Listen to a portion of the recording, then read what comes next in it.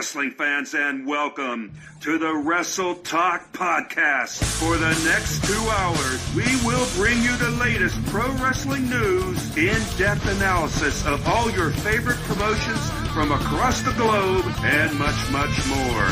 We will also bring you exclusive interviews with the greatest professional wrestling personalities on the local, national, and international levels. If you want to follow the Wrestle Talk Podcast, check us out online at www.wrestletalkpodcast.com. You can also follow us on Facebook, Twitter, YouTube, and Instagram. And now, it's time for the reigning, defending, undisputed leader in pro wrestling podcast, the Wrestle Talk Podcast.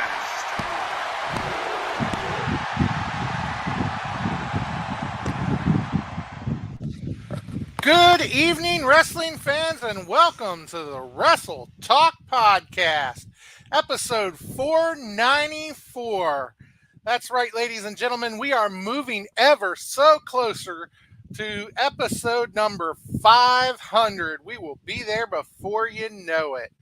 So be sure to stay tuned because we got plenty of action in between now and then. And, tonight we are bringing on the one and only guiding light Doug Rafferty, ladies and gentlemen, who is being inducted into the WDWA Hall of Fame. And, hence tonight's title of the show, Honor Roll. So, be sure to stick around and catch that. But as always, I am not here by myself. No, not at all, ladies and gentlemen. So let me get my co-host for tonight in here. He is the one and only, the Maestro, Jeremy Carp, ladies and gentlemen. Howdy, howdy. How are we this evening? Doing good. Welcome to the show, Jeremy. Great to have you here tonight. It's been a while since I've got to host a show with you, so, I'm definitely looking forward to this. As always, Big Hoss, you are the anchor to everything here at the Wrestle Talk Podcast. And we are just 6 episodes away from the historic episode number 500, and I cannot wait. Oh, I know. I tell you, it's getting so close, and I am getting excited. We are going to have a lot of announcements coming up. Be sure to watch the page for those announcements, about episode 500. Plenty of surprises for you for that episode. And, shout out to Jackson tonight tuning in. And, Susie also tuning in as always. And shout out to Barbie Ann. Great to have you here tonight. So, just definitely going to be a great show. Mm-hmm. And all along, getting closer also with WDWA, getting close to their Berkeley Mania event, which will be taking place August 31st. That's their big show every year. Looking forward to that. A lot of great matches that they're announcing on the card. And, that's going to be an awesome event. So be taking place at the Berkeley County Youth Fairgrounds. So, and Jackson, obviously one of my favorites has to be Clay Jacobs. He is an awesome person. I've always liked Cisco and DeMarcus Kane, and there are just so many others out there too that I like JTR, honestly. JTR, I'm a big fan of. So definitely. So, but as always, when we get started here, we got to hit those sponsors, and we got to start out with that as always. I'll be happy to. All right, ladies and gentlemen, the Wrestle Talk Podcast would like to thank all of our great sponsors here, that being Royal Mills Transportation, our dear friend DeJuan Mills, Nobleman's Barber Lounge in Kansas City, Missouri, Kincaid Arcade at the Oak Park Mall, Interstate 70 Sports Media, Little Popeye Designs. You can get yourself a nice Wrestle Talk podcast tumbler for only $20, and the world's premier fantasy wrestling group out there, the FWWC. That's right, ladies and gentlemen. So, always, plenty of action over at the FWWC to check out. We just had our pay-per-view and everything, but we might get to talk about that a little bit later in the show. So, I think it is that time again, as we do every week, because we cannot get started without honoring our country. That's right, ladies and gentlemen. Boy. So, if you would please place your hands over your hearts, remove your hats if you're wearing one, as we pay homage to the best country around, that being America, with the playing of our national anthem.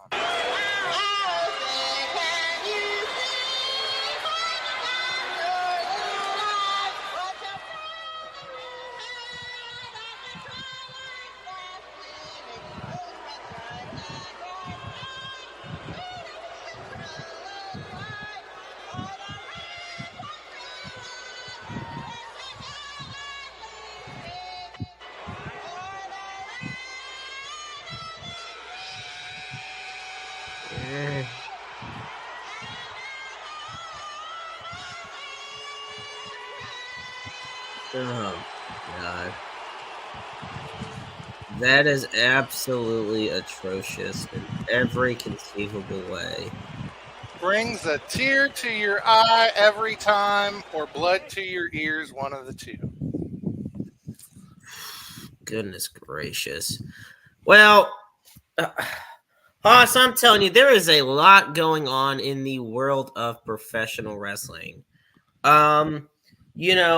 And first thing I have to ask you, I mean, I know we got our high spots coming up, but I wanted to ask you this. You've seen a lot of SummerSlam events in your time. I've seen quite a bit of SummerSlam events. Where does this rank among them for you? Honestly, I actually thought it was a pretty good show. I mean, even though I will admit that it may have been a little bit predictable, but it was a good show altogether. Sometimes, even though it's predictable, those predictable moments can sometimes deliver the biggest pop and the biggest impact of the night. And, I think one of those being when Roman Reigns returned. Everybody kept saying he's going to return, he's going to return. And everybody knew it was going to happen. And, that still was one of the biggest pops of the night when it happened. So, I think sometimes it can be, even though it can be predictable, it can still be quite an impact and, cause quite the pop. And right. Fair enough. And that's the thing, I wanted to say this, a lot of media pundits talked about how this was considered a predictable booked event, but I don't think that's really a bad thing. I think sometimes, because guess what? Then what happens if something happens and it doesn't make sense? Well, then fans complain about it not making any sense from a booking standpoint. So sometimes you just have to have the predictable, safe go routes, because it all, at the end of the day, is about telling a story. Wrestling is about telling the story to the best of your ability. And that's what SummerSlam did. SummerSlam SummerSlam either ended stories or it kept stories going. And exactly. And I've always said wrestling fans are some of the most fickle people, because they can boo you one minute and cheer you the next minute, and it's not exactly a matter of what you're doing. It's who you're doing it to or how you're doing it that they look at. And the predictability can be the exact same way. It's not as much is it predictable as does the predictability draw you in. And Right. I think that Triple H has done a fairly decent job of drawing you in, even when it is predictable. So Yeah, I mean, in Triple H, I think it goes with, and we're going to talk about this soon. We're going to talk about how Triple H's amazing work, but at the same time, I feel like there's just a better flow of everything when it comes to top to bottom programming.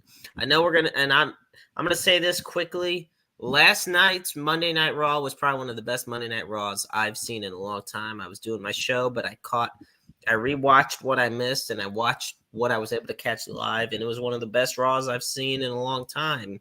And I think a lot of that just goes to the booking, and some of it's shock value. But don't want to jump too far ahead of myself, but I know what it is time for here on the WTP. That's right, ladies and gentlemen. So let's go ahead and let's turn it over to the one and only DJ Money. Mic check. Yeah. All right. Wrestle Talk Podcast. DJ Money. Yeah. Let's go. Welcome to High Spots, where we pop news like clear chops. We talk shop, coming through the screens of a laptop and non-stop like a runner speeches of blacktop. We hit hard like chair shots and backdrops, like a clock flash, look like a belly flop. Now that's hard. We up to speed while they stay slow. Wrestle Talk Podcast, now they know we about to start the show.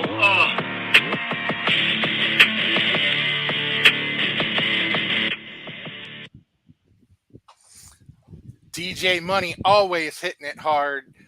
Thank you to DJ Money for that great intro that he does for us. And, be sure to check out DJ Money whenever you get a chance. He is a great person, and we really appreciate everything he does here on Wrestle Talk Podcast. But absolutely, let's go ahead and get into the high spots questions. So let's go ahead and hit that randomizer and see if it wants to work with us tonight.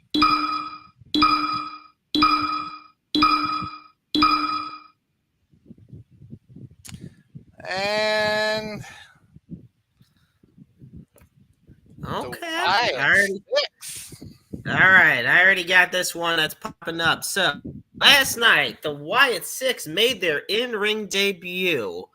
Was their debut, as far as in the ring goes, worth the wait? Okay, so I'm going to kick this one off, and I'm going to say it was worth the wait. And folks, be sure to comment, give us your thoughts. We'll try to get them on the air as well. I thought it was worth the wait because I wasn't expecting a big... It wasn't going to be like an immediately for like tag team titles, or it wasn't going to be at a PLE. They wanted to save this because, once again, we talked about the booking for SummerSlam. Well, it didn't fit in yet. Having the Creed brothers and Chad Gable facing the Wyatt Six on Raw was the prime spot for that to happen, for them to get viewership by millions of people watching on television. And now this is the point where you start really planting it up, building it up, and eventually it'll lead to I can see them fighting at Bash of Berlin. But overall it was worth the wait. I think there's nothing spectacular about them as far as, the in-ring arsenal. But I mean, still very talented, and I was very happy with their debut in the ring. Haas? Yeah, definitely. I was happy with their debut. And see, the thing a lot of people overlook is, and they put it up there last night, that, Bray Wyatt, one of his debuts was in Baltimore, where they performed last night. So what better place for the Wyatt Six to debut with their in-ring match than Baltimore.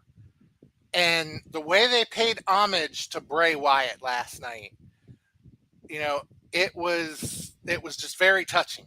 And I really, really enjoyed the whole segment last night. And I thought it was very respectable, the way they did things. And I'm glad that they're finally arrived, and I look forward to seeing more of the Wyatt Six. Now,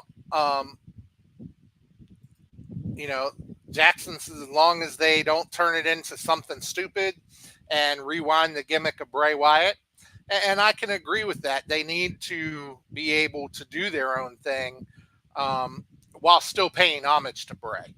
So, not just regurgitate everything. And so far, I think they've done a decent job of building up the Wyatt Six. So I'm really enjoying it, and I hope that it continues, And Susie said that she loved it. It was awesome to see those guys come back and do so well.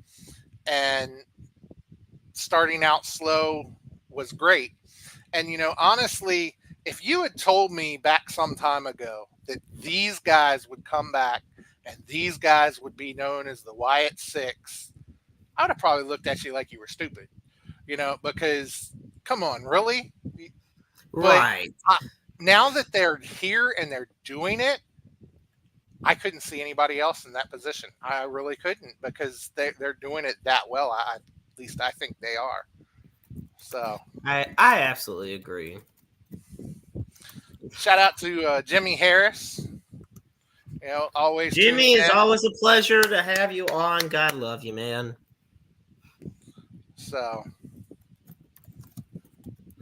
and yes, I do remember the WDWA tribute with Wyatt and Terry Funk. So it was, I thought that overall last night was a great Monday Night Raw. And I think that it was fitting for the Wyatt Six to start there. So I agree. All right, so let's see what else we have in store. And okay, there it is.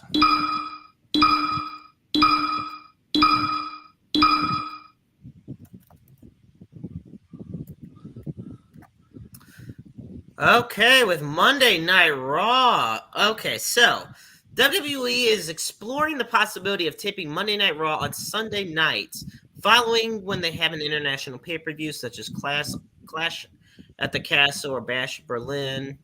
Those are usually held about on a Saturday. Haas, I'm going to kick it to you first. How do you feel about this potential idea? In a way, I'm surprised it hasn't already happened, because, that really is a lot of wear and tear on these competitors when they have to fly to other countries and, adjust to the time difference in these other countries, and then turn around and fly back to the U.S., get reacclimated to our time zones and everything, and then turn around and put on a show on top of it, and Right. Sometimes only having less than a day to recover. So I see where that's a lot of wear and tear. And from that aspect, I'm surprised the WWE doesn't already do it. I mean, they do already tape Friday Night SmackDown so that they can travel to the events. So I'm surprised they don't already do Mondays. But at the same time, the downside to that is if it's taped ahead of time, especially if it's taped on a Saturday and then you have Sunday in between. And, I see it happen with SmackDown all the time, especially since there's a week in between on there. You're going to get the spoilers. You're going to get the people who are going to find out the results beforehand because they were there at the taping or whatever, that Right. that don't respect the fact that, okay, this isn't being shown yet. Let's not blow the whole surprise. So they go and they put it all out there ahead of time. And Yeah. so you are going to get that. And that's the downside, is that you're going to see more of that. But like I say, I can understand why they would want to tape them ahead of time. And from the point of view of the safety of the competitors, I would agree with, yeah, they probably need to tape them so that the competitors can have that time in between to really get rested back up and reacclimated with our time zones, and from where they had to change their whole routine down there, and they're not getting run down and possibly getting injured in the ring because of the difference. So Yeah. and you know, all the ones that are on the PLE, they're the ones that tend to draw. I mean, there's some that don't make the PLE that are draws, but you know, for the most part, your biggest draws are your ones that are on the PLE. And so you can't just say, well, we'll let them sit out and let these other guys run the show that weren't on it, because you're not going to have a draw if you do that. So I think it would probably be a benefit to them to actually tape them. You know, I feel like it's not that big of a deal one way or another. I'm not for or against it. I'm indifferent of it, just because, look, we've watched Monday Night Raw taped plenty of times in the past. And you want my honest opinion, some of the most memorable episodes of WWE television are internationally taped episodes. I remember Raw in 2007 when it was taped in, I believe, Manchester. And that was when Shawn Michaels and John Cena had arguably the greatest match in Raw history, when it went an hour long in the main event. Then you have SmackDown in 2005 was taped in England. And it was when the Raw versus SmackDown rivalry was heating up as ever, heading into the Survivor Series. And both locker rooms just brawling outside the ring, you know, and it was a full-on invasion. That stuff happened internationally, and it was very entertaining. I also think it does help with the fact that, look, talent would be less jet lagged. You tape it there, you know, air it the next day or air it in 2 days, whatever the case may be. You know, they don't have to rush back from, you know, international, then do a live show and everything. So I'm indifferent on it, but I think it would work better if they did that. So that's what I think. Haas, you're muted, buddy. They muted them. Okay, there we go. Sorry about that.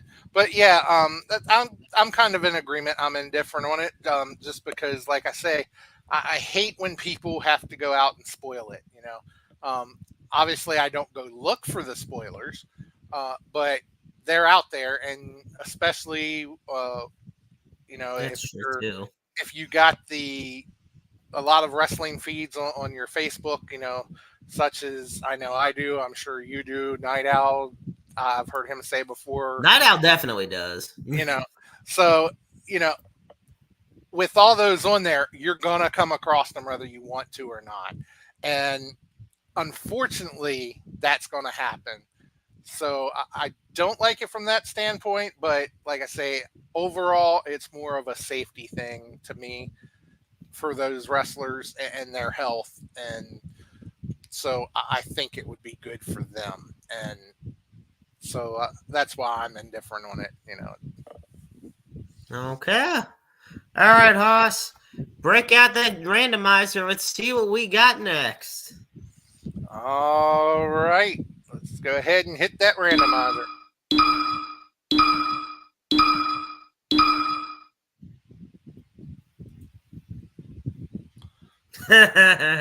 Okay, folks. Now, this is the new Judgment Day. I want to make it perfectly clear.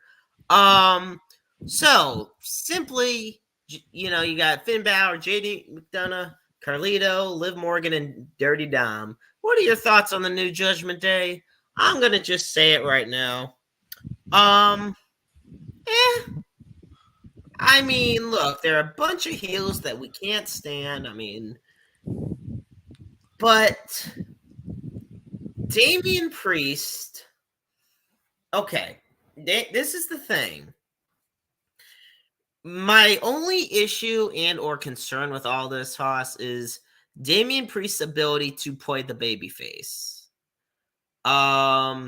You could have gone the route of Finn Balor being a face to screw over Damian Priest and have Gunther win the title. They chose to go the opposite of that and have Damian Priest be the babyface and Finn Balor remain the heel with this Judgment Day. Of course, now Rhea's out because Dom and Liv are in cahoots, which, look, I don't care what anybody says. That was a brilliant, we knew it, once again, predictable, but we knew it was coming, and it was great.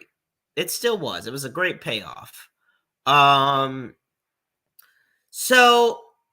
my thing of it is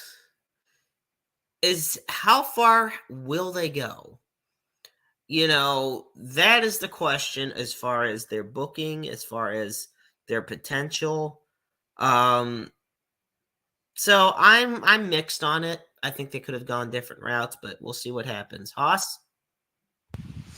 My thoughts on the new Judgment Day. You think about the Judgment Day when they first came out. The Judgment Day was a strong faction. The Judgment Day was somebody to be feared. The Judgment Day was strong. Now, who is going to fear them? The biggest one to fear in there is probably Finn Balor. Other than that, who is really to fear in there? Who's going to fear Carlito or Dirty Dom? They're a joke. I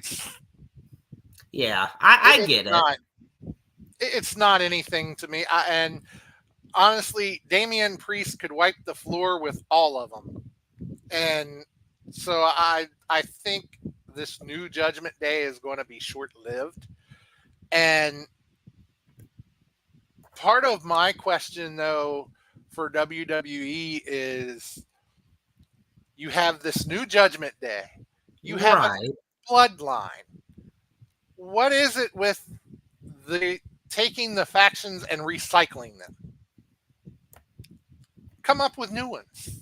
If you want to keep these people in factions, come up with new ones. Don't just recycle the old ones.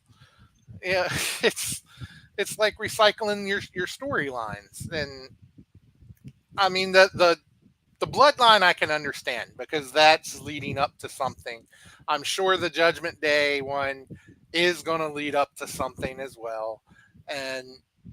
But the Judgment Day just does not have the punch and oomph as the Bloodline one does because of the fact that you look at who the new Judgment Day is and nobody's going to care.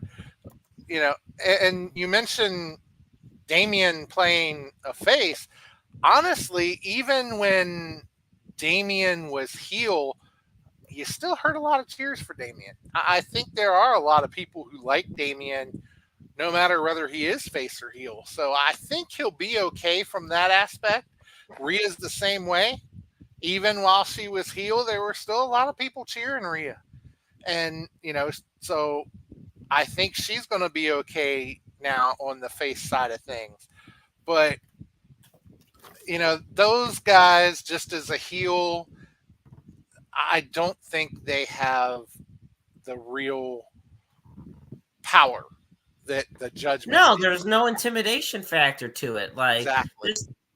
This is the thing. When you had Damian Priest as a leader, look, if Finn Balor is the second most dangerous person in your group, that's saying something.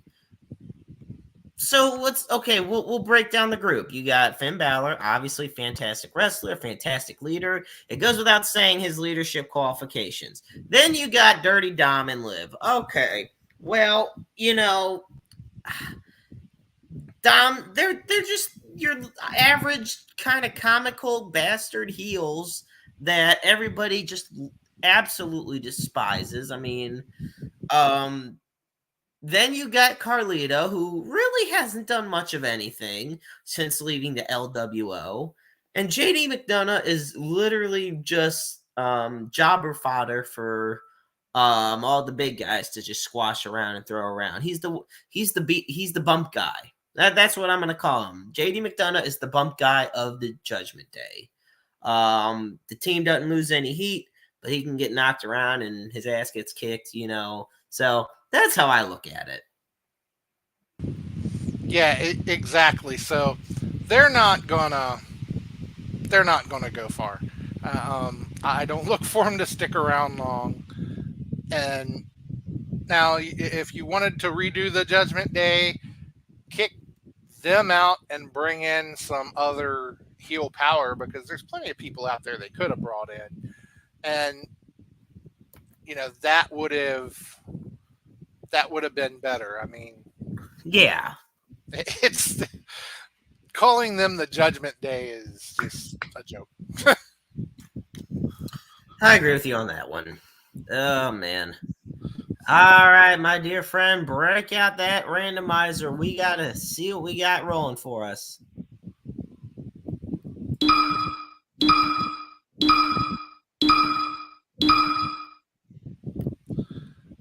And our next topic.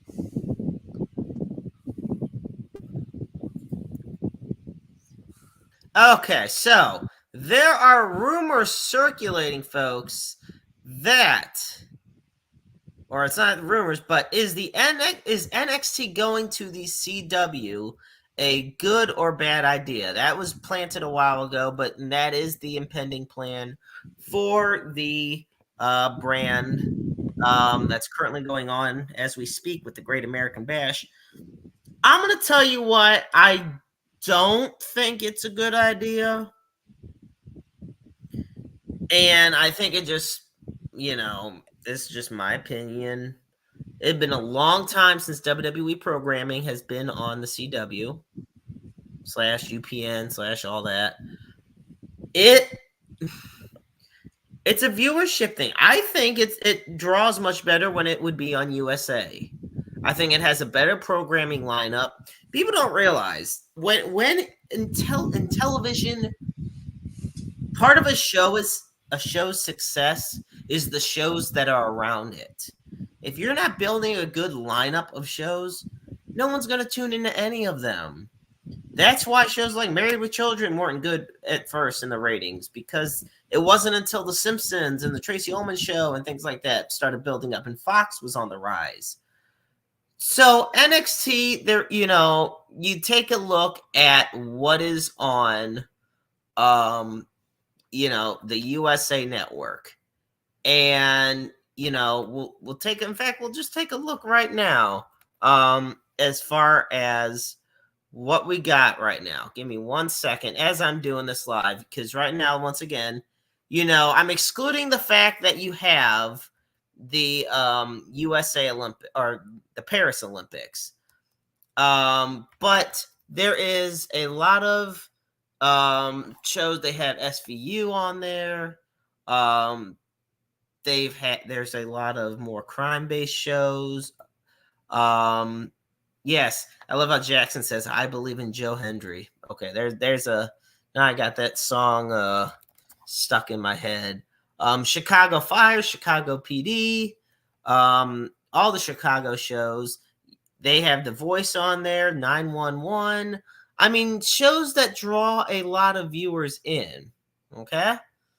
Now, let's take a look at the lineup for the CW. Okay? Now, we got, I do love the Connors, but the Connors are on there. Sullivan's Crossing, Wild Cards, World's Funniest Animals, All American Homecoming. I mean, okay. Excluding the Connors, how well do you think NXT would do being in that lineup versus the lineup at the USA Network, Hoss? Well, let's be realistic here. Honestly, I think that's the whole reason that it's going to CW is I think CW is hoping that it will draw people over there. Um, it's not that they're trying to get more eyes on NXT. It's they're trying to get more eyes on CW. Um, is it going to work? Eh? I'm not Yeah, sure. exactly. If it was Raw, I'd say yeah, it's going to work. If it was SmackDown, I'd say yeah, it's going to work. Well, SmackDown NXT, did work. SmackDown was on there for years and it worked. You know when it stopped working? When it went to My Network TV. That's when that crap stopped working. yeah, so NXT, it's gonna draw some. I mean, no, don't get me wrong, because it's a good product.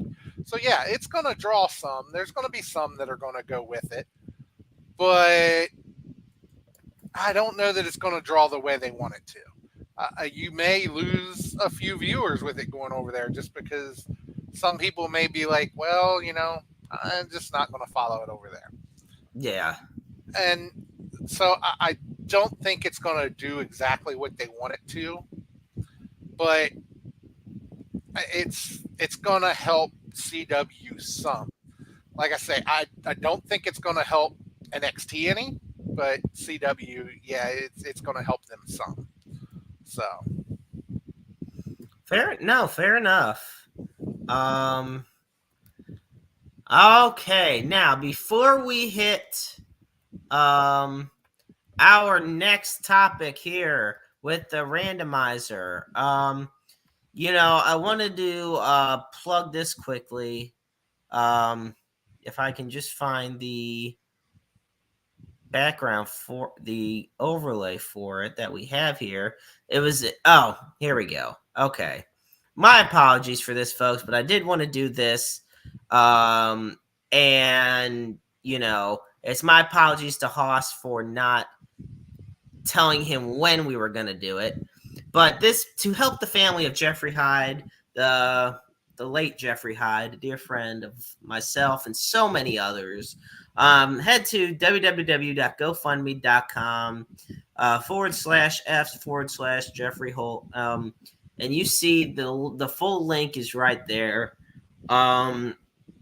It's still heartbreaking to this day, knowing that he's gone. Lifelong friend in the wrestling industry to so many people. And this would cover so many costs for him and his family. He was their primary source of income. So I just wanted to throw this link out there. And we'll make sure to put it up before we end tonight's show yet again. But that is just to help the family of our dear beloved friend, the late great Jeffrey Hyde. With that said, Haas, hit that randomizer, brother. Yep, I believe we have Perry going to come on real quick, but he isn't backstage yet. So let's go ahead and hit that randomizer, and then maybe he'll be here. So.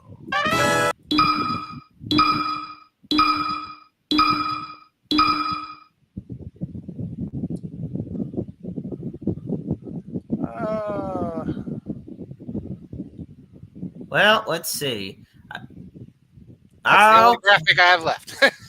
I was about to say we didn't even have to do a graphic if need be, but we'll gladly do this. So, folks, SummerSlam has come and gone. How many super kicks would you rate this? Look, okay, I'm just gonna go flat out and say it, Haas. Short, sweet, to the point. I'm rating it a 4. Well, if we're doing it out of 10, or we're doing it out of 5. 1 to 5 super kicks. 5 being the most, 1 being the least. Okay, then that just want to make sure. So I'm giving it 4 super kicks. Look, nothing was super ecstatic. Nothing's going to scream match of the year or moment of the year. Roman Reigns returning, though, what actually might be up there. But look, it's like I said at the top of the hour. It's like you had said at the top of the hour. It got the job done. That's the thing. The The titles that changed had reasons to be changed. The storylines progressed without any real questions to it. I think it did a great segue, if anything, into the whole Seth Rollins versus Bronson Reed situation. Overall, yeah, 4 because it did its job. Susie thinks it was 4.5 super kicks. And that's totally fine. I ain't going to disagree with that. You know, Jackson thinks it was 5 super kicks. It was awesome. So, okay. And, I think I'm going to give it 4 as well. It's like I said earlier, it was a bit predictable, but predictability can get the job done, and it can draw you in and be exciting. And I do believe that it did exactly that. It drew people in, and it was exciting. And even though, like I said, everybody knew Roman Reigns was going to return, and honestly, if I was a booker with as many people that said Roman's going to return, I think I would have pushed off his return just to swerve him. And had somebody else. That's true. That would have been interesting. Yeah, exactly. But they had it planned that way. I'm sure there wasn't time to change it, but and when he came back, I popped just like everybody else did. And it was great to see him come back. So the matches were great matches. The storylines were great. So, I give it a 4 as well. So, and the only reason I don't give it a 5 is just because even though the predictability drew you in, it was predictable. So, right. Okay. So that's the only reason that I didn't give it 5. And AJ says he gives it 5 because of Jelly Roll's choke slam, which that was a hell of a choke slam. I don't even think the Undertaker choke slams were as hard as the one Jelly Roll gave. That was a hell of a sell and a hell of a choke slam. Good heavens. Followed by the 15 knuckle shuffle. Right. So, that was great to see that. And, Jackson says he hates the whole bracelet thing with Drew and Punk and Seth. It's just like there's no point. Wait until AJ Lee returns before even mentioning her name. And, I can see both sides of that. I can see where, why are you mentioning her and she's not returning? But I think the bracelet is probably alluding to bigger things than just the whole making Punk mad. So yeah, we'll see how that plays out. But yeah, so it's definitely going to be interesting, and we'll see where everything goes from there. But well, it doesn't look like Dewan's going to make it, and like I said, I know Perry, I believe, is trying to make it. Perry's on the way, is from what my sources have told me. So, real quick, I will go ahead and I will hit a little bit of the FWWC. So, just so we have the FWWC segment, since Dewan must not be able to make it tonight. Okay. So, in the FWWC, we actually had our Summer Stone pay-per-view, which obviously goes right along with SummerSlam, and had several titles on the line. We had the world title defended. Remy Ricks was defending it against Savior Saint and the lawman Luke Justice, who is the longest, held the world title the longest. And Remy actually did not come out on top on that. And it actually went to a second night to actually be decided. And Savior Saint finally came out on top. So Savior Saint is the new FWWC World Champion. So Wow. congratulations to Savior Saint.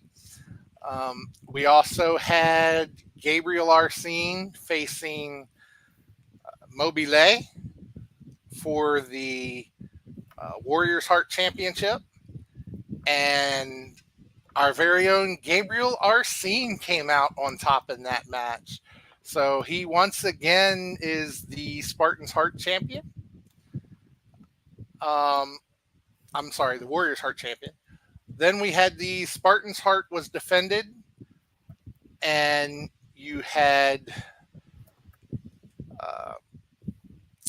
Swag Daddy was the champion, and he was defending against Ace, and that one you actually saw Ace come out on top. Okay. So that was 3 titles that changed hands there. Then you did see myself defending the Hardcore Championship against Jason Curtis, and obviously I came out on top. So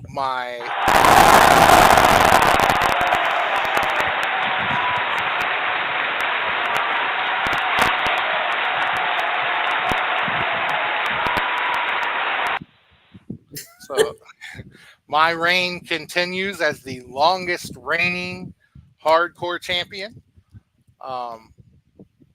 As I have held it for over a year now.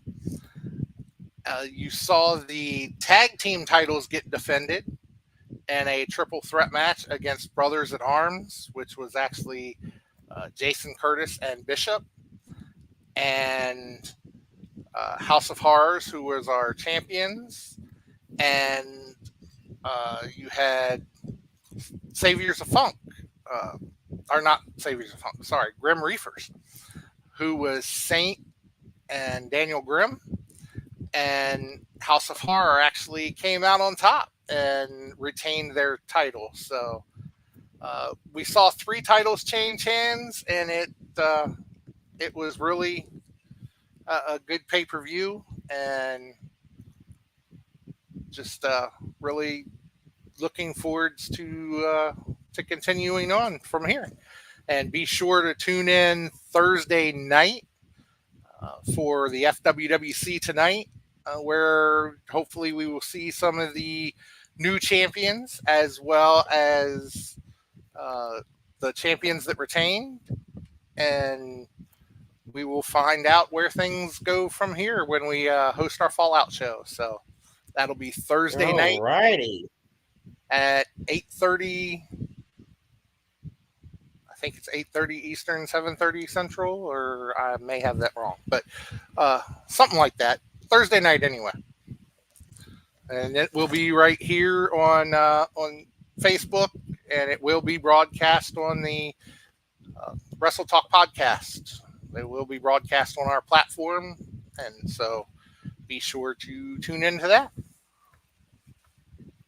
Okay. Well, I am definitely looking forward to it. So I know that we are still about probably 15 minutes away from our featured guest.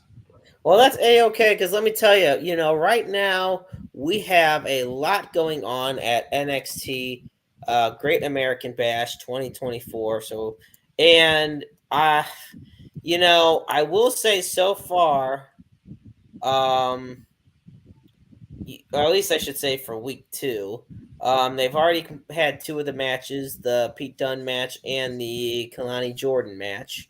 And everybody should cover their ears now if they don't want to hear the spoilers.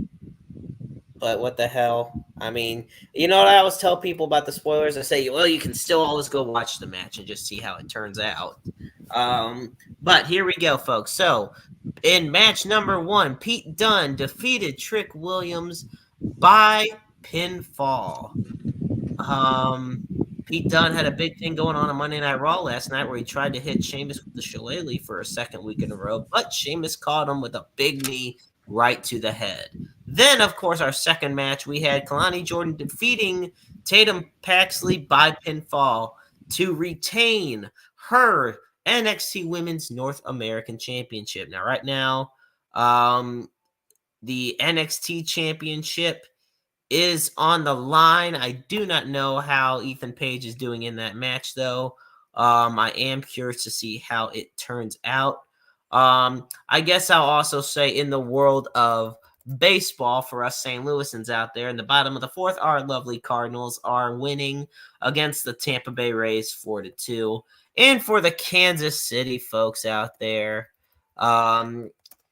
the Kansas City Royals are down 3-1. And since our featured guest, Doug Rafferty, tonight is from Pittsburgh, he's a big Pennsylvania guy, I might as well throw out the Pirates in there. And it's a delayed start right now between the Pirates and the Padres.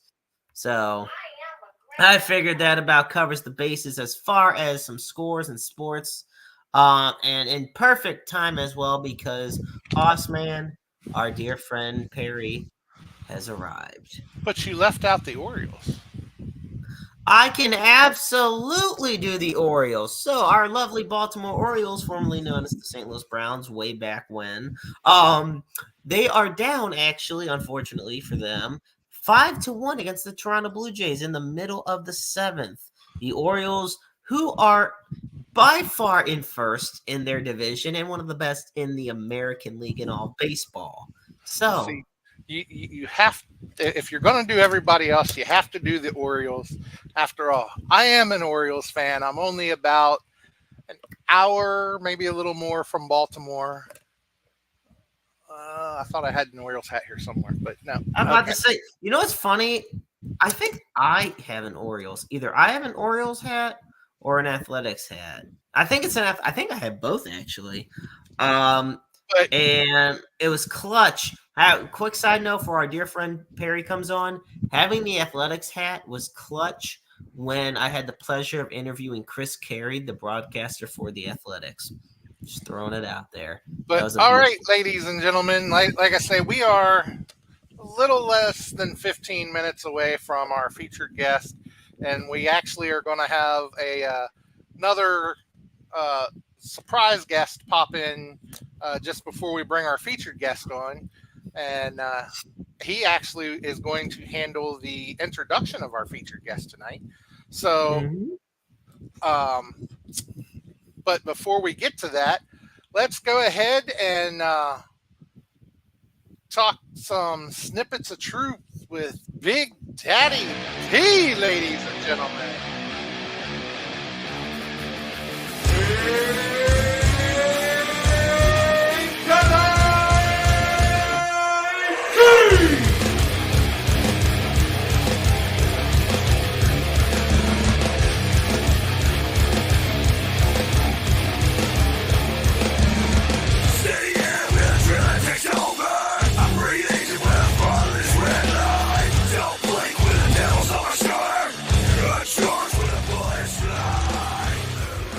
What's going on? How's it going, Big Daddy P? You know, I promised you guys a couple weeks ago that I was going to put headphones in to make sure that we get the clearest possible audio. And I forgot to do that, but I'm in now. I was going to say, looks like you got him now. So, you know. It sounds clear as day for me. Good. That's the way it should be. So how's it going, Big Daddy? Oh, man, I just got done on a podcast now on Tuesdays at 6:00.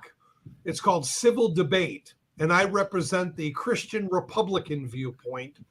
And you have independents and hello, Susan, and independents and it's just wonderful conversation. It's civil. So I am on fire, because I'm just so excited that no matter who goes in the White House, God is still in control. Amen. You know, he is always there. He is always good. and just love knowing that he is in control. How have you guys been? Been good. Doing pretty good. Not gonna lie. I know. Honestly, you want to be honest. Right now, I'm also keeping track of. It's a busy political day, keeping track of all the Missouri primaries going on here in the Show Me State. So that's definitely something that's happening. We have 3 months left. Yep. And Jimmy, I would never say anything bad about you, even though you were gone. So don't worry. I didn't say anything bad.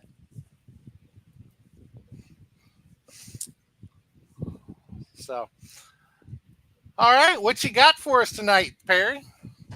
Truth. Just truth. I'm so tired of the lies. I am. I'm tired of the BS.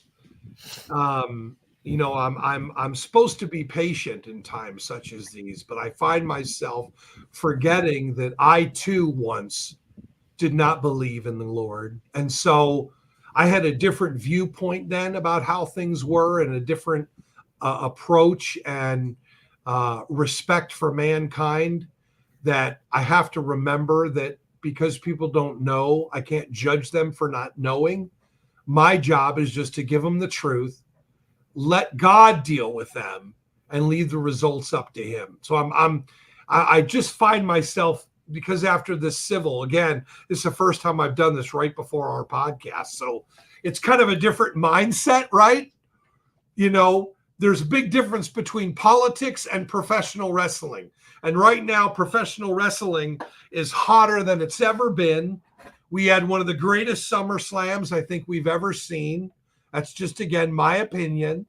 Loved the Liv and Dom. I love it. I love that they did what they did with the Judgment Day, because now you got Rhea and Priest coming together, and I think it's just wonderful. So if you wanted to know my opinion about the recent SummerSlam, that's it.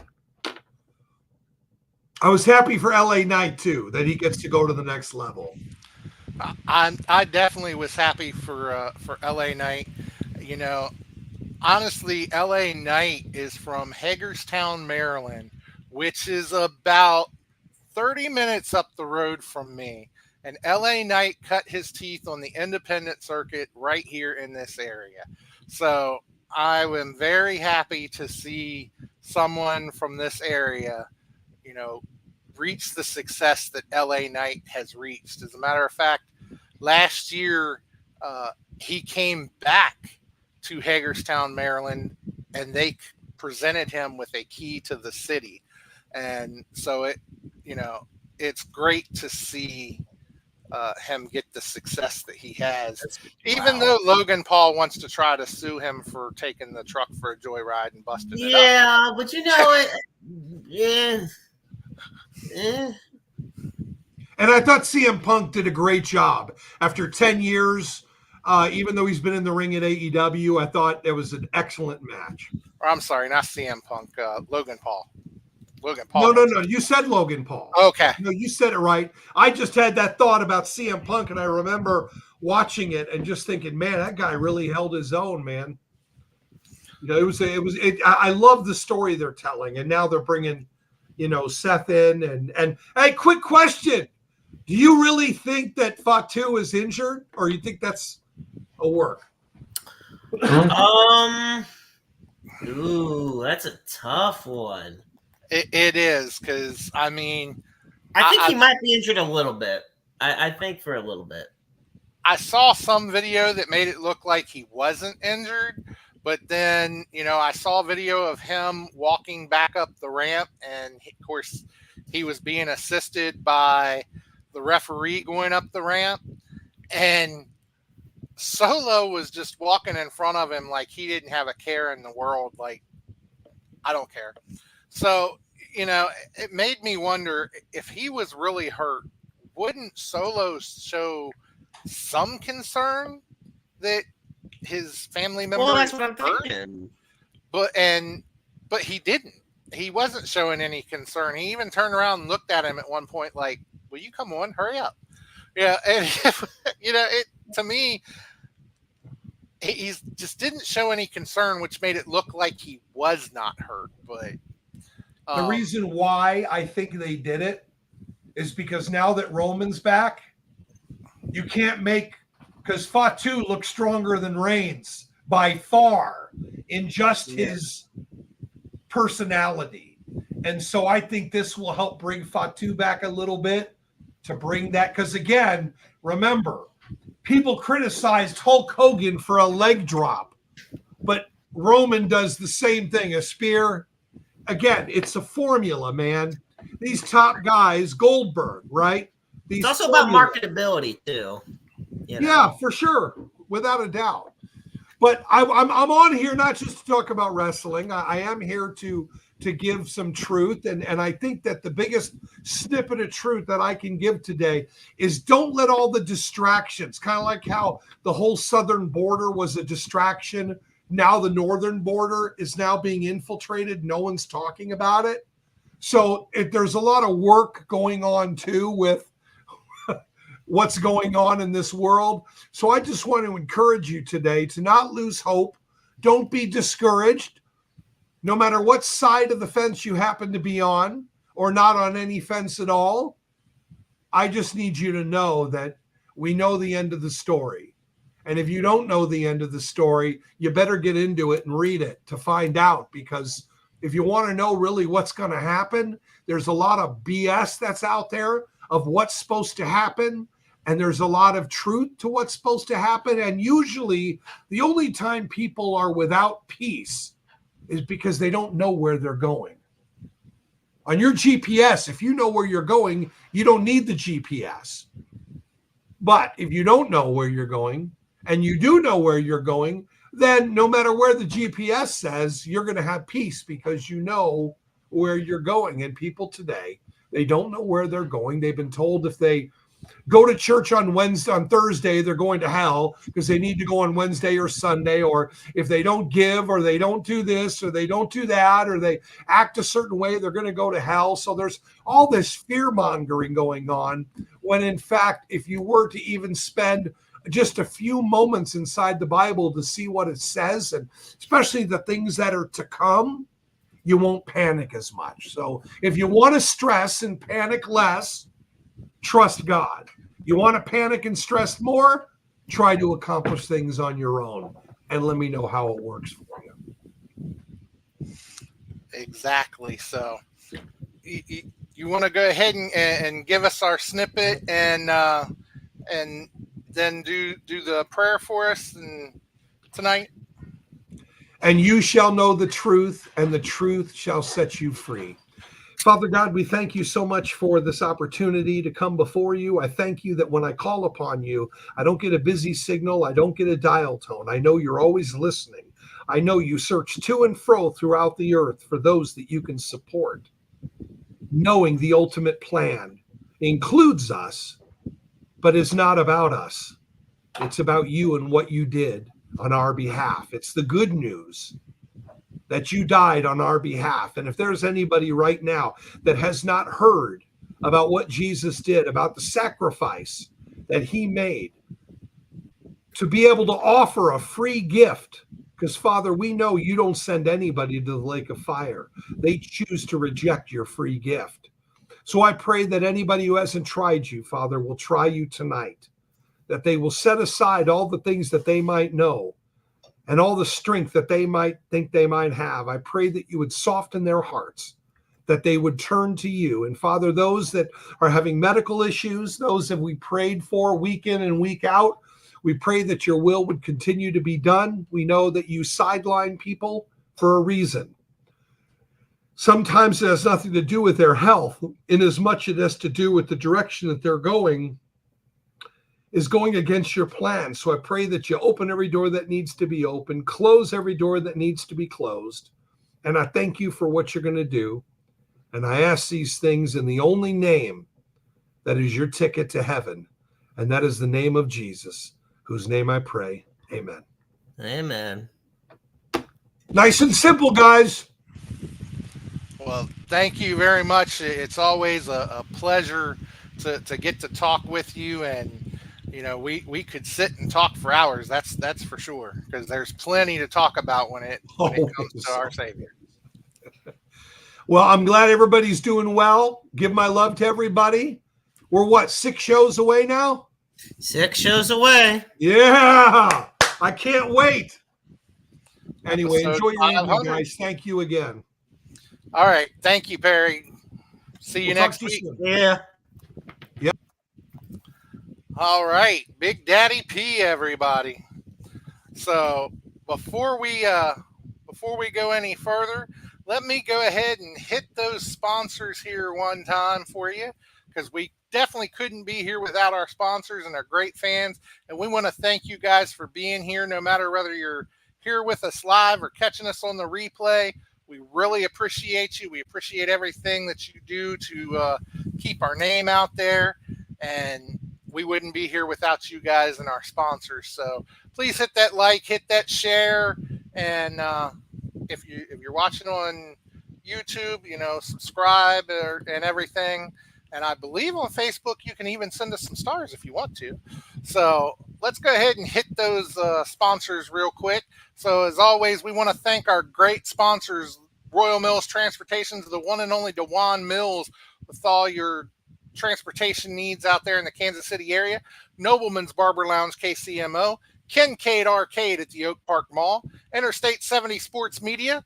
Little Popeyes Designs, where you can get your very own Wrestle Talk podcast tumbler, just $20. If you want your name on it, I think it's like $5 more, plus shipping, and we can work it out. Just hit one of us up, let us know.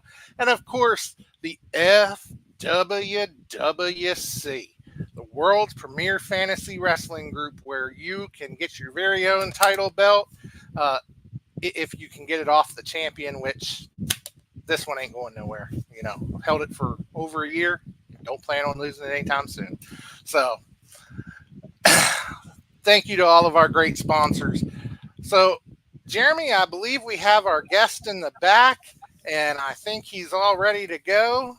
And it's been a great first hour here. And so just looking forward to the second part of the show here. So absolutely, my friend. As I said before, I do have a special guest that's going to come in here, and he's actually going to handle our introduction for us tonight. So let's get the man in here himself. He is a member of the Wrestle Talk podcast family. He is the owner of WDWA Wrestling, the one and only Gavin Jackson, ladies and gentlemen. How you doing tonight, Gavin? I'm all right. How you fellas doing? That was a great introduction. Thank you. It's a pleasure, so we actually have Doug backstage, so you want to go ahead and do the honors of the introduction here for us? Yeah, of course. First of all, again, thank you for not only having me, but just having WDWA on your guys' podcast. We really appreciate everything you've done for us. What's up, Jax? How you doing, buddy? Love you, son. What are you doing up? Just kidding. But no, I've been in talks with Wrestle Talk for years and years and years now, probably going on a good, probably almost 10 years now.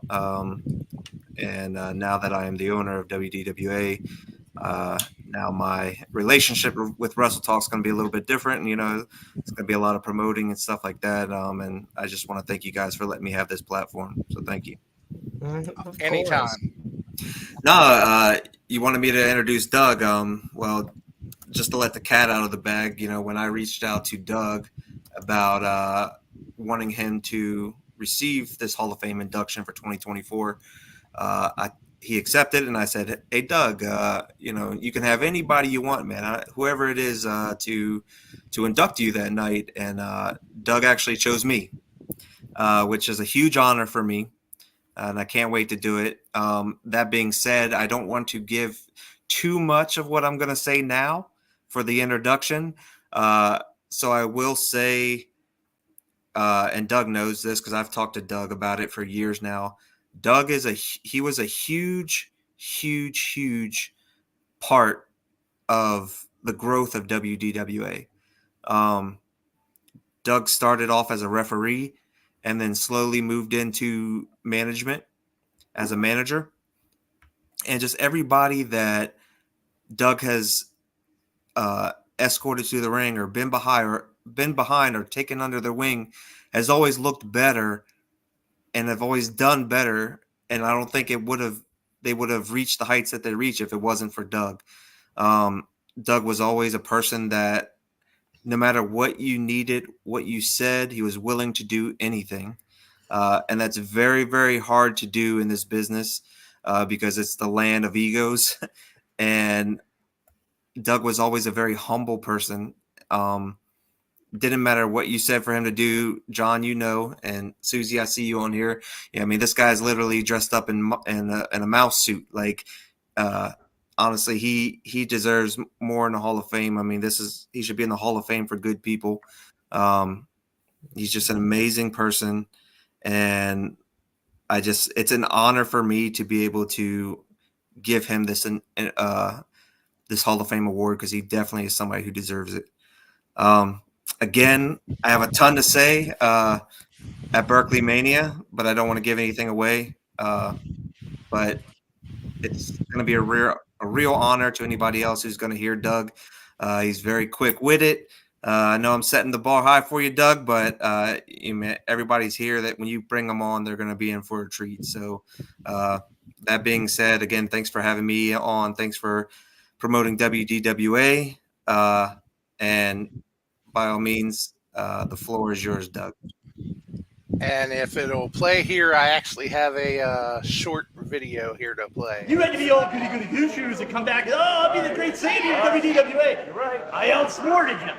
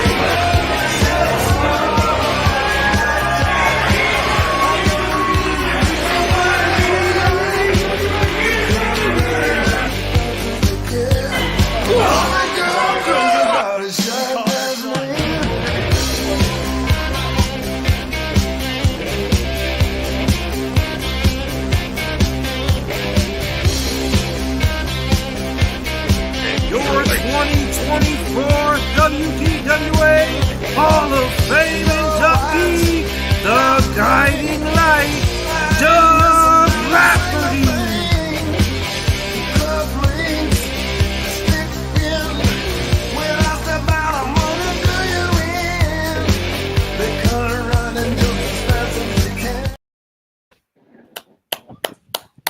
Wow. Congratulations, Doug. Yes. Well deserved. Indeed. Hey, thank you guys very much, Gavin, brother. I love it, man. You don't know how much I'm humbled in regards to this. This is quite an honor. I never thought I'd be doing something like this. After 23 years in the business, started out just as a rep, and when you guys turned me into a manager, I guess Doug Rafferty 2.0, the asshole, came out. So, but yeah, this is great. I really appreciate it. I am so humbled about this. I really am. So I have to ask, what was your initial reaction, Doug, to receiving this type of honor? Humble. I actually got some tears in my eyes. So I was actually going to put my sunglasses on before I got on here. I tell you, hide back stuff.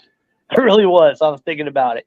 But yeah, I'm speechless. And anybody that knows me, Gavin especially, knows that I'm not speechless most of the times. But yeah, he got me.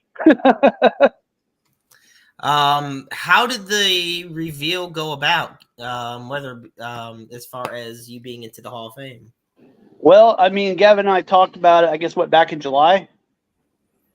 Yeah, it was either June or July. Yeah. June or July, yeah. And then it just kind of took off from there. Then Gavin kind of left everybody know about mid-July there that the video got revealed at the show, and then revealed on Facebook, and it just kind of took off.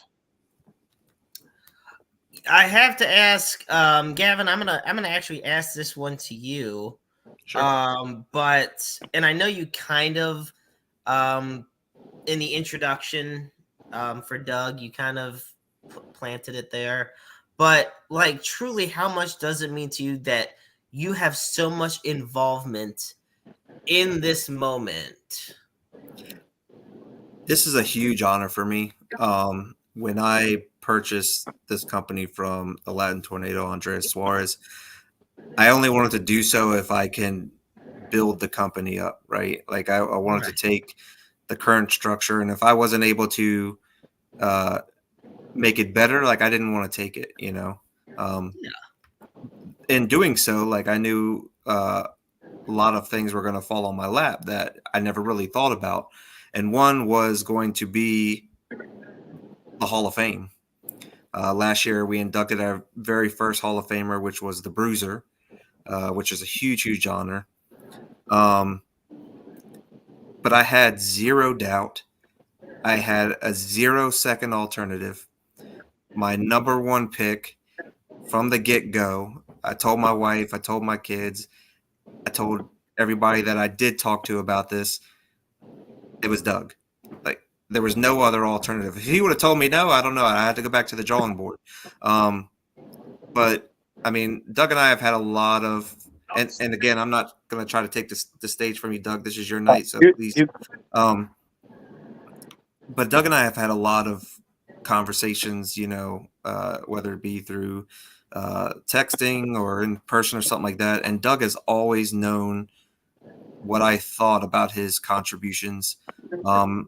I can't even tell you guys what he has sacrificed to be in the business, for one, much less get out in front of that camera and just humbly, and I mean humbly, like willing to do anything to make it work, to make either people mad, cry, cheer, boo. Like, he didn't care what it took. He was willing to do it, and that is huge in the wrestling business. Everybody wants to be tough, and everybody wants, you know, to never do anything that makes them look silly. And Doug did not care.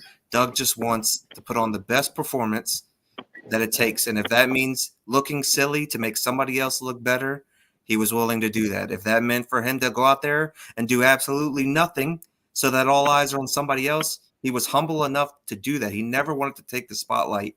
And for all of that sacrifice and all of that willingness to do what's right, there needs to be a time where all eyes, all words, everything is on Doug Rafferty. And I am happy to be able to give him this moment at Berkeley Mania 7, to where everything that he has ever given, he has a set time where the whole place is watching Doug. He deserves that.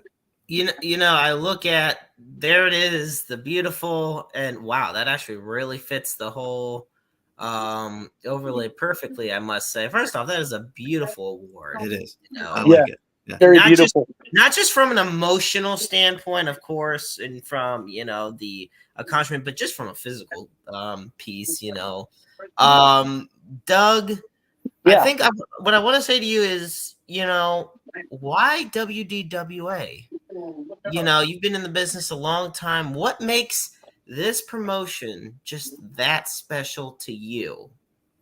Well, you know, when I got the news back in 2017, I went in for knee surgery, and I thought it was just going to be a quick clean out. You know what I'm saying? And they said, you know, you're on borrowed time on that knee. You need a knee replacement. And I was like 44 years old. And WDWA said, look, we want to keep you in the business. We want you to be a manager. And Gavin would tell you the first couple months, I was kind of like out of my element. I really was kind of like trying to get my feel for it. And all of a sudden, the Captain Lou and Bobby Heenan came out in me. Because they're my two all-time favorite managers. And I started making it my own because anybody that knows me, I mean, you can see I'm wearing a T-shirt and cap in my house. I'm not a shirt and tie guy. I'm not at all. And I started kind of building the character up even more to where basically I started to look like a bum towards the end. So it's they put on a hell of a show. The cool thing about WDWA is everybody knows there's multiple area. John, you know, there's multiple promotions around West Virginia and Martinsburg and stuff. But WDWA does something different. They bring in guys that are not around here. So you're not watching the same match in every promotion, if that makes sense. So and that's one thing I loved about it. Gavin's taken it to new heights from what I've been following. Because I don't get to follow as much stuff anymore as I do. But everything I've seen is gotten better. And he's taken it to the next level. And my hat is off to you on that, Gavin. Big time. Thank you. So I'm going to ask you this last question before I pass it over to you. So first off, you talk about anchors. I'm going to tell you right now, the man to my left on this screen is the anchor of what we do here. He with running the boards and everything. Hardcore Hoss, you know, fantastic. So I kind of like what you do with WDWA. I kind of compare that with Hoss here at WTP. What I wanted to ask you, Doug, is you've now reached the pinnacle. When you're in the Hall of Fame, you've reached the pinnacle of a type of accomplishment that you could get in any industry, whether it be wrestling or baseball, or hell, it could be a sport. Doesn't even have to be a sport, just anything. When you're a Hall of Famer, like that sticks with you for life and well after life. So the question I have for you is, where do you go from here? Well, tomorrow morning I got to drive a city bus. I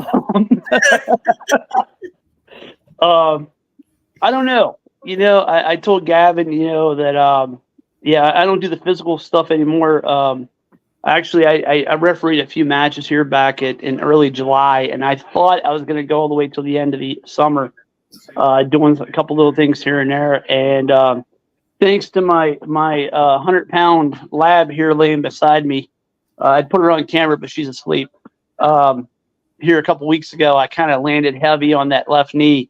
And when I went over the results with my doctor here a few days ago, she's like, you know, your knee's on borrowed time. So I have to cash the check soon. The days of me being physical in the ring are definitely over. I can tell you that. But I've told Gavin anytime he needs me for anything like a backstage role or anything like that, I'll be glad to do it. Help out these referees. Because I kind of take pride in the referees that are there with Billy Bowers and Danica. I've had a big part in their development through the years. So I kind of take a little pride in that. I take a lot of pride in any referee I can help. Okay, fantastic.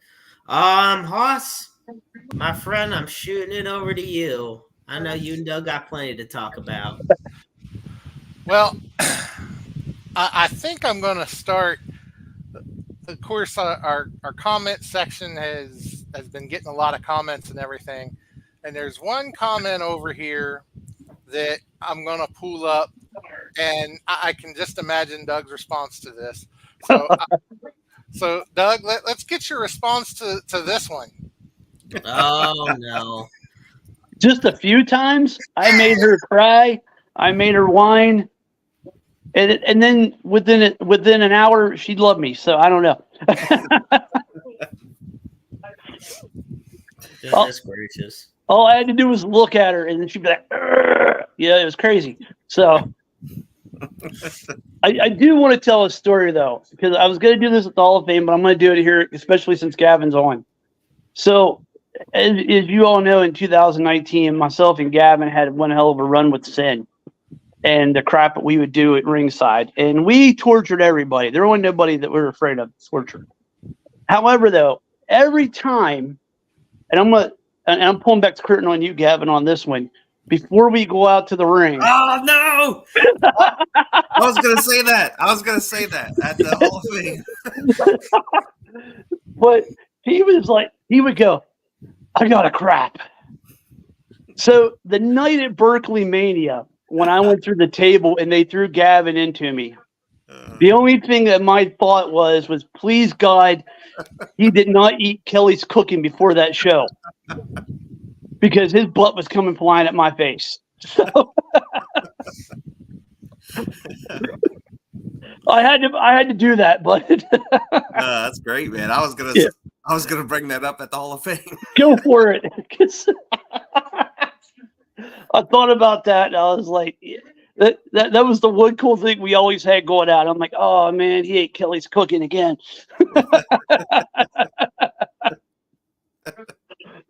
So yeah, that was just some of the special stuff that we did. Yeah.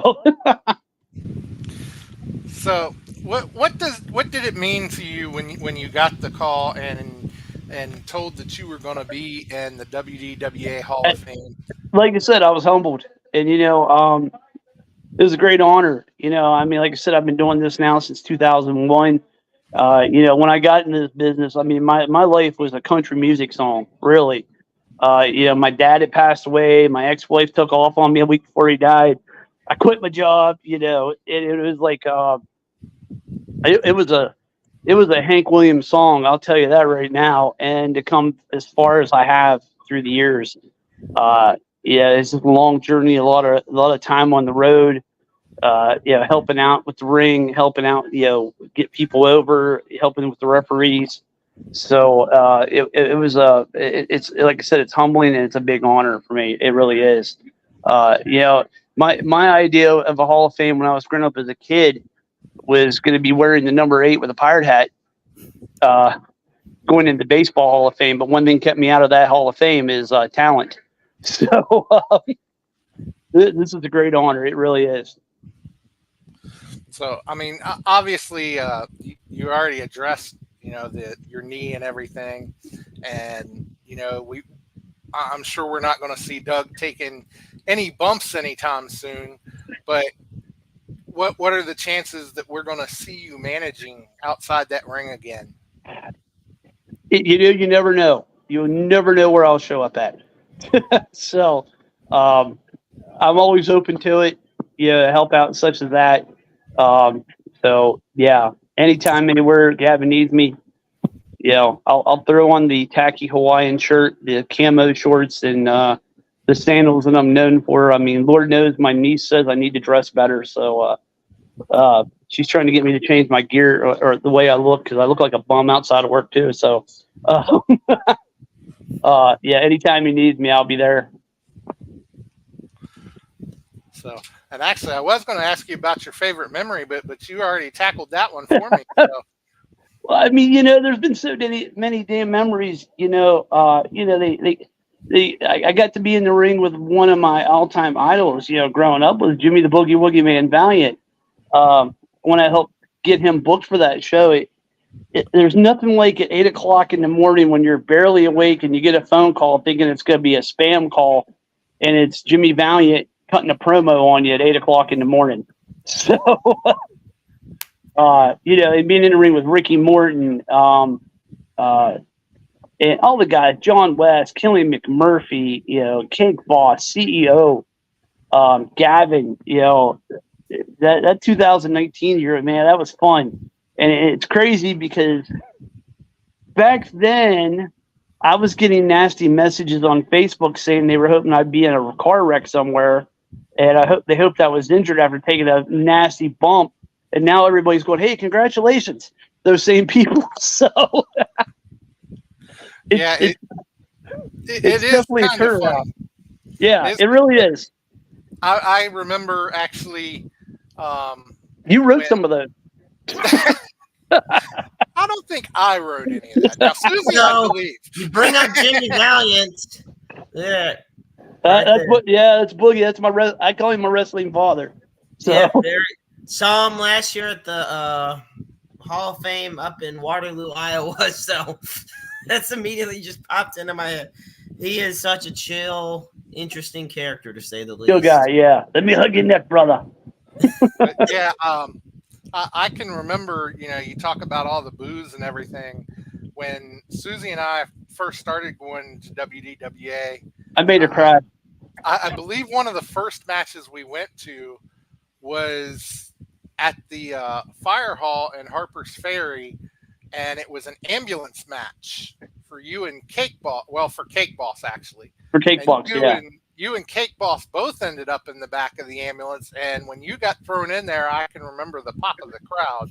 And, so they were cheering you getting thrown in the ambulance, and then, when you were announced for the Hall of Fame, there was a pop that night too, and it just for different reasons. And right, yeah.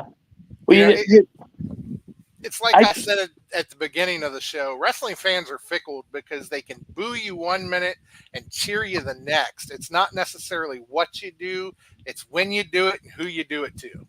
That's why I always say they should never be allowed to vote.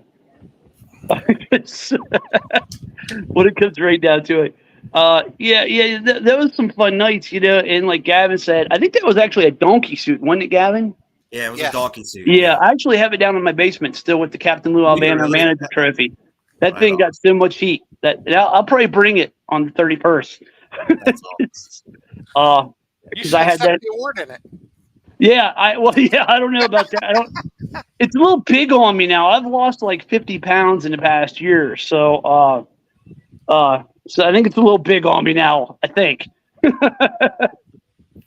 But yeah, there's some crazy stuff, I mean, I actually got hit a few times. I remember working with a dad and Unk when they had another type of gimmick, and somebody hit me in the back of the head. They'd go, "Raph, you all right?" I got my hard head. I didn't feel it.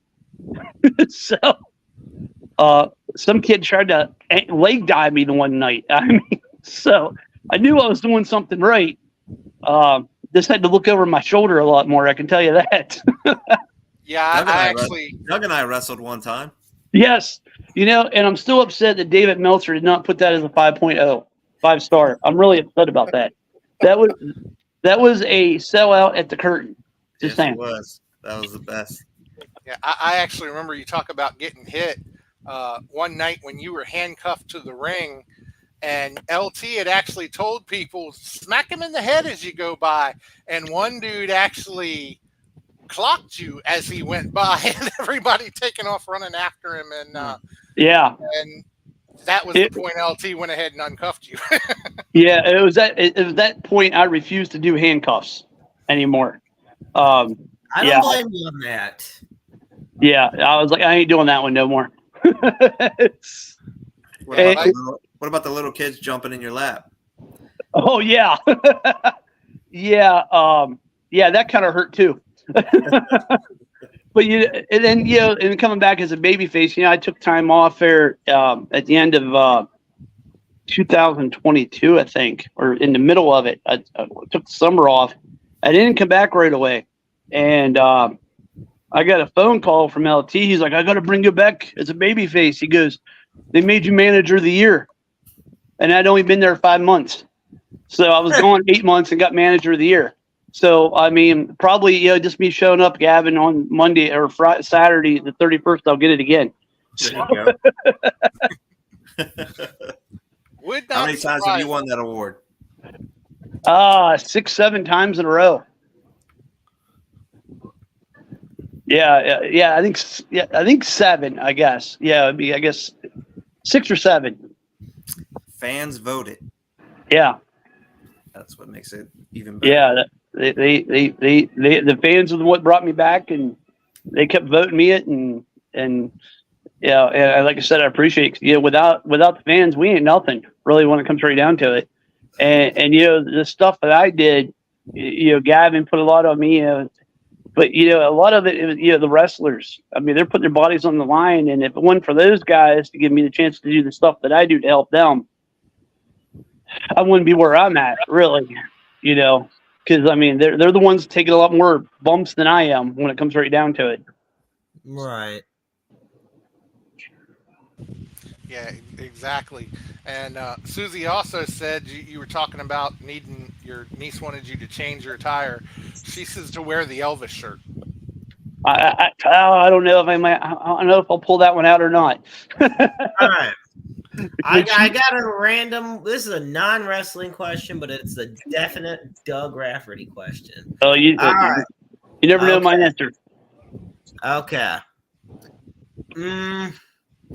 Past, former, or current? Who is your favorite Pittsburgh Pirates player? All you have to do is look at the tattoo on my right leg, and it'll tell you all Willie Stargell. I was about to say, is it Willie Stargell? It is Willie Stargell, yeah. I was thinking either Willie or Dave Parker. Well, believe it or not, both really, but Willie, then Dave, and then Tim Wakefield. Ooh, Dave. Yeah. I got a tattoo of Tim Wakefield on my arm now. I got a tattoo of Willie Stargell on my leg. So they're my three favorite all-time Pirates. That's awesome. That is awesome. I had said during the somewhat break that we had, and this gives me a perfect chance to. It's the bottom of the second. Pirates are scoreless with the Padres. They're in a delay, yeah. Yeah, well, and I was just like, meanwhile, they're battling it out with the Cardinals. I had to throw that out there. Me being a big, as you can tell, I'm a sports nerd. So, I mean, I got beer steins like crazy with sports stuff. Sometimes I don't know how my girlfriend puts up with me, but she does, and I love her. So, I will say, so here's this question I have. Do you ever think you'd find yourself in the wrestling industry? It's kind of weird because there was three things that when I was growing up as a kid. Actually, there's five things that was kind of weird with me. One was my favorite band when I was a kid was Kiss. Okay. Also, I was really big into Elvis Presley. My grandmother got me into that, God rest her soul. Because back then, when I would go to her house, I would watch Elvis movies with her. But then here I am watching her on her old black and white TV, Kiss Meets the Phantom of the Park at a 4-year-old. So while other kids were listening to Bingo and Jimmy Crack Corn, I was listening to New York Groove and Detroit Rock City. So, sports wise, number one was always baseball. I was, humongous baseball fan. And then there was wrestling and Kiss or bowling. I carry about a 175 average when I do bowl. And I didn't start throwing fingertips till a few years ago. But those were the three main sports. And like I said, I was always a big Pirate fan, Willie Stargell, stuff like that. And then when it came to wrestling, what got me into wrestling, it was really crazy. There was like several names. And I've named Jimmy Valiant, of course. But, a 4-year-old gets really impressed, had a big impression on him, 4 or 5 years old, when you had guys like the Valiant brothers on TV, Superstar Billy Graham, Dusty Rhodes. Everybody knows I'm a big Dusty fan. I got the tattoo and everything. And then a mask guy. And he really didn't get enough credit in this business when it comes right down to it. Mr. Wrestling number 2. That guy was like a superhero to me as a kid. The Bionic knee lift, the mask. He was kind of like a modern day Batman, but wearing white. So those names played a big part of me loving this business. I always kind of wanted to do it.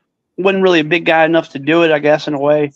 And then Dick Kirikoff, God rest his soul, he's played a big part in this, getting me into refereeing, driving some of the guys around. I mean, I've got to drive, Robert Gibson of the Rock and Roll Express, who's become like a big brother to me. Jerry the King Lawler, the Cat, Sonny. I mean, there's been so many names I've got to share the road with. And I owe a lot, like I said, to Dick, Gavin getting me over the way he did that year with 2019. And also Shane Shadows has played a big part of my development through the years. So, I owe it a lot. And Chucky Manson. Yeah, I can't forget a lot of these names, and there's a lot of names like going through my head, and I'm trying to make sure I remember a lot. But I want to make sure, that everybody is like, they definitely know that without those guys, without yous, I wouldn't be where I'm at. So wonderful. Haas? Well, I mean, if you don't have any other questions, Jeremy, I don't either, my friend. All right. Well, I think we'll move on to the next segment if you're ready. Yeah, sure. I do have an email I have to read. If you guys don't mind, Gavin, I was going to read this at the Hall of Fame, and I'll probably still do it. But I'm going to read this email because I've been getting a lot of messages and stuff, and congratulations, and I'm really loving it. But this one kind of really meant a lot to me. And if you give me a second here, I'll go ahead and read it up here. Dear Doug, congratulations on being inducted into the WDWA Hall of Fame. We all here loved all the work that you did. You did a great job, and we want to congratulate you for all the hard work that you put into it. Signed, the guys at Mike's Putt Golf and Batting Cages, located off of I-81, exit 12, open 9 to 9, Monday through Friday, weekends 10 a.m. to 11 p.m. Come check out our batting cages at the Berry Bonds, where you get a free steroid shot before the trip. So, yeah. I had to do that. So. All right. Well, Doug, you've been here before. You weren't expecting that, Gavin.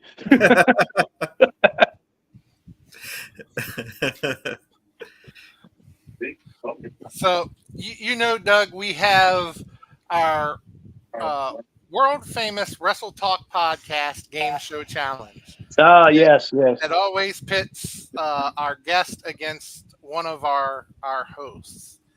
And this week, if you're game, it will post you against the maestro, Jeremy Cart. Wait a minute, I never agreed to that. Wait, what?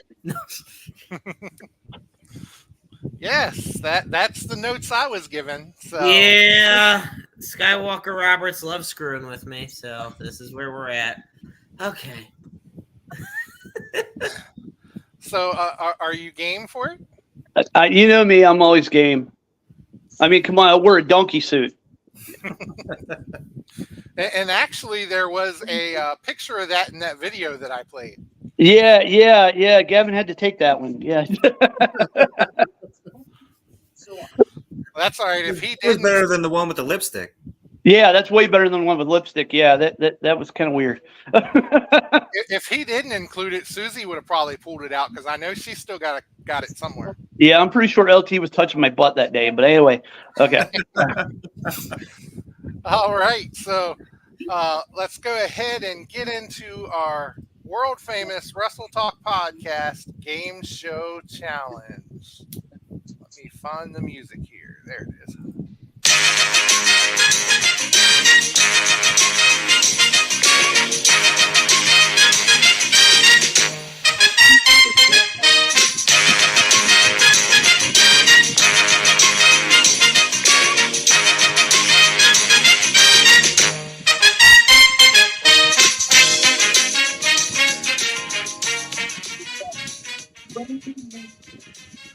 Welcome to this week's installment of the world-famous Wrestle Talk Podcast Game Show Challenge. Tonight's contest is scheduled for the best 2 out of 3 falls.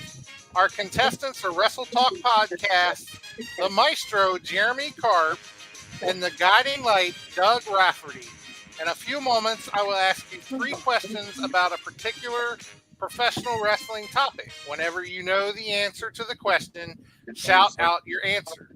The first person to win 2 falls will win tonight's game show challenge. Tonight's Wrestle Talk Podcast game show challenge category is August birthdays. I will give you information about 3 professional wrestlers with birthdays in the month of August. You need to name the wrestler. When you think you know the answer, just shout out your answer. The first person to win 2 out of 3 falls wins tonight's contest. And once you guess, if the answer's wrong, feel free to continue shouting out answers until you get it right. This is not a one and done. So, are you clear on the rules? Yeah. And Jeremy, I know that you know how this works. So, yeah, that's what I'm kind of worried about because I didn't know the slightest thing about a wrestler's birthday in August. So we're just gonna wing it and see what happens, right? And since we have Gavin here with us tonight, Gavin, you can be the judge if there's a close call as to which one actually yelled it out first. So, all right, sounds good. All right, question number 1. This former WWE United States champion was born on August 2nd. If you watched Raw last night, you would have seen him with his tag partner, Grayson Waller. Austin Theory. Austin Theory is correct, and I believe Jeremy got that one first. I think he did, yeah. I let him have it. Yeah, Yeah. Well, I let you have wearing the donkey suit, so I figured Hey, by the way, Gavin, just to let you know, now I'm a Hall of Famer, my price rate went up. Okay, just saying. There's always hey, guess what? I mean, you know, I want a chili dog added to that now. I was gonna say, no longer just a hot dog. He wants a chili dog. Yeah, it's a chili dog and a handshake now. Chili dog. Handshake. So, question number 2. This professional wrestler born on August 8th is a former multi-time NXT Women's Champion. Oh, hell, I don't know that. And a WWE Women's Tag Team Champion. Last night on Raw, she lost to Lyra Valkyria by disqualification. That's Zoe Stark. No. No. That was Shayna Baszler. Shayna Baszler is correct. So the score is now 1-1. Lyle Valkyria last night. I thought he was going to go some history on me. These birthday things are kind of tough. I didn't watch much Raw last night. Yeah, come on. Okay, so, I mean, Doug, don't say that. He's going to give you an episode of Primetime from 1987, so. Oh, hell, I'll nail that. Yep. Well, I'll call Miss Betty. She still works for me. I'm actually not the one that wrote the questions, so. Oh, yeah. Probably Susie. And she wrote them in crayon, didn't she? No, I can't pawn that one off on her either. And the white crayon where you can't read it. Okay. So, question number 3. This WWE superstar was born on August 14th. During his WWE career, he has won 15 various tag team championships and Devon 8 Dudley? singles championships. No. Including the WWE Championship. The Miz. Name this member of the New Day. Oh, Kofi Kingston. Yeah, that's Kofi, yeah. Kofi is correct. See, you could have gave me some questions like Magnum TA, Dusty Rhodes, Bobo Brazil, Buddy Rogers. You gave me this stuff. Mildred Burke, but no, he got to go. He's You got to had to go these, Well, you know what? Just because it's Jeremy,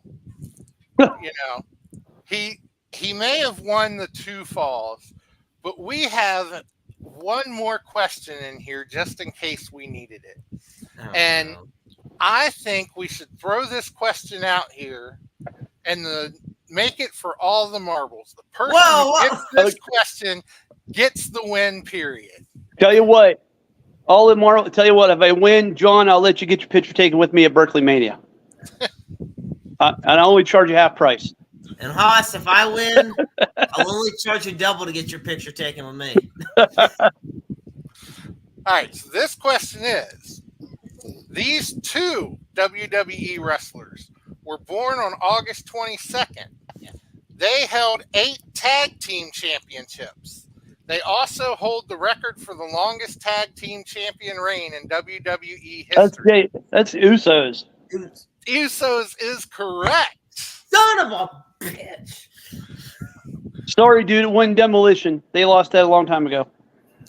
So the winner of tonight's game show challenge is the Hall of Famer, the guiding light, Doug Rafferty. That's awesome.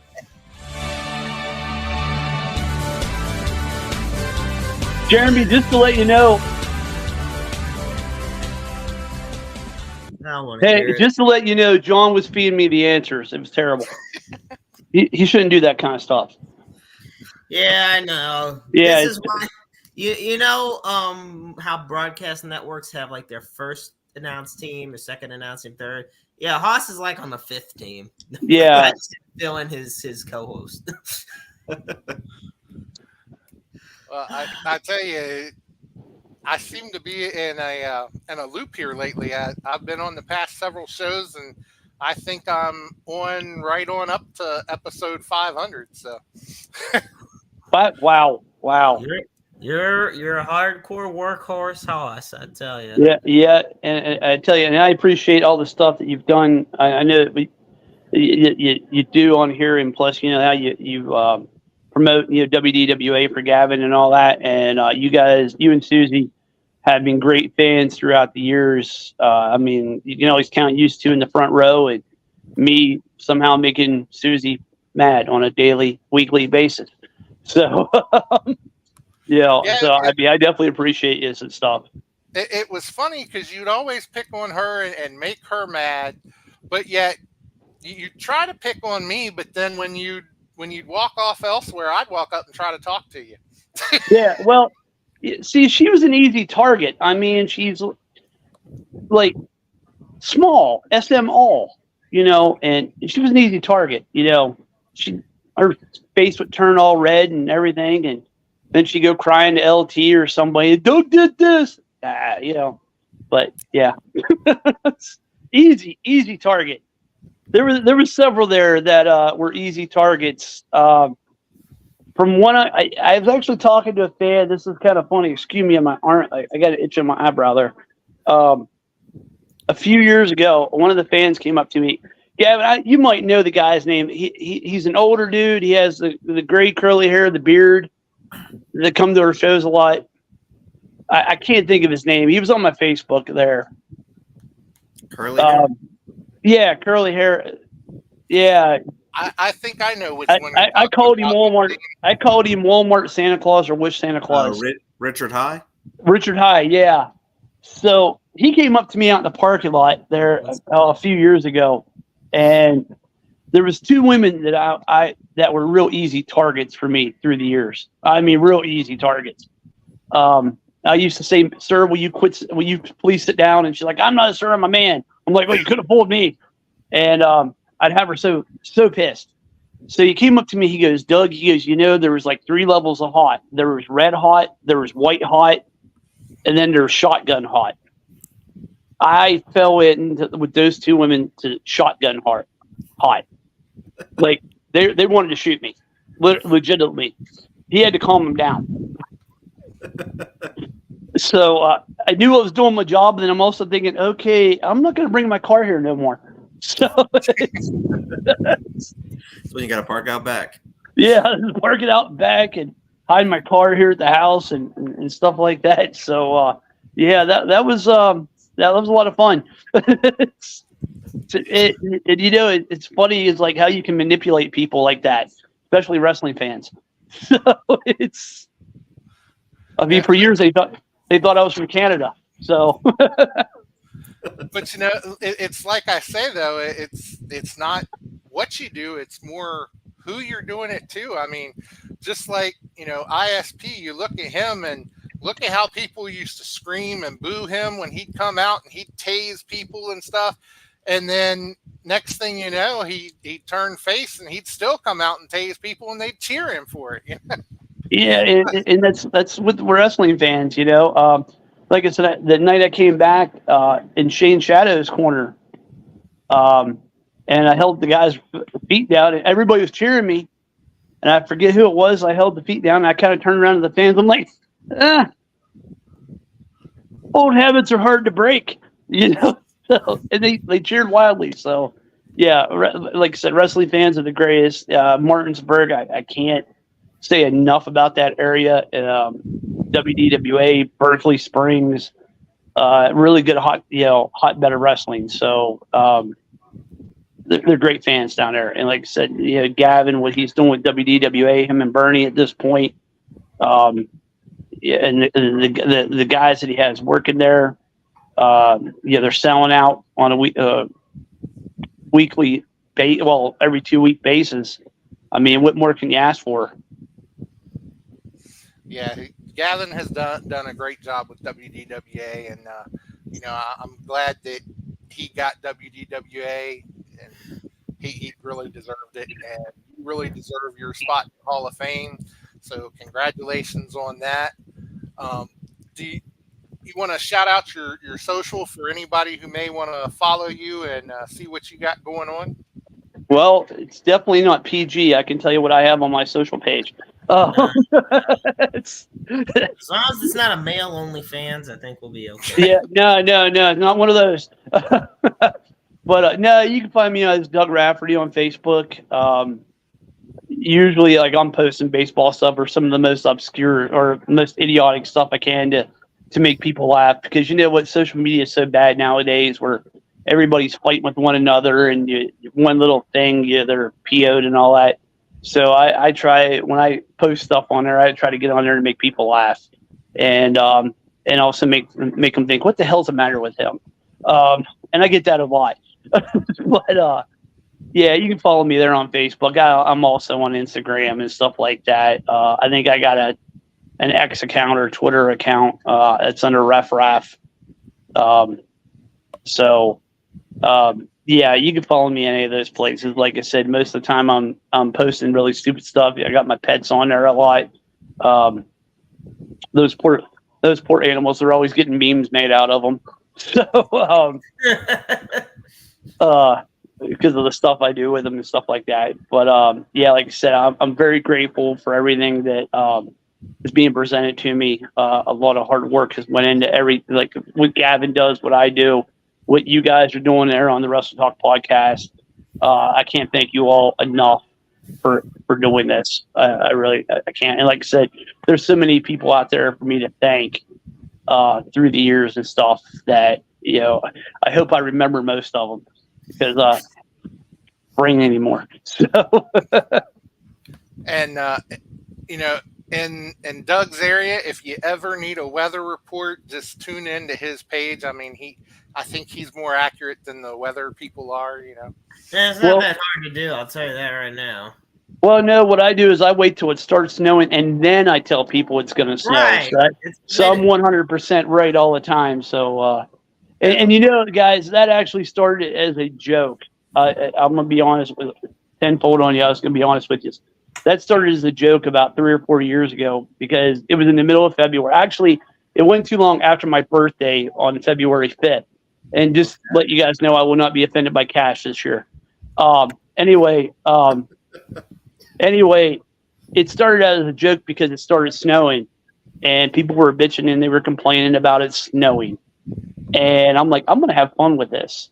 So I went outside in the middle of snow. I'm wearing T-shirts and a shorts and my Crocs, because I'm an idiot that way. And I'm like just doing this stupid weather report and stuff to make fun of it. And now I get requests where people have asked me to do it for their weddings and birthdays and stuff like that. Like I do one for them. So what started as a joke has turned into something fun. So I try to do it, like I said, to make people laugh, and too much negativity in the world today. So I'm out there to try to make people laugh and have some fun with it. So maybe you should start up one of those Cameo accounts. I don't know. That my rate might be too high because I'm a Hall of Famer now. Yeah, you guys are getting my bill. Just saying. So, well, Well, Doug, we appreciate you coming on, and as we say, congratulations on the Hall of Fame. It's very well deserved. Thank you. And we're happy we got to speak with you. And before we go, Gavin, you want to drop the information for Berkeley Mania? I know we'll have you back here actually in a few weeks and talk a little more about Berkeley Mania. But you want to drop the information for him there? See, Sure. always getting himself over. Isn't that something? How you doing in this business? Absolutely. Now he's going to have the title. No.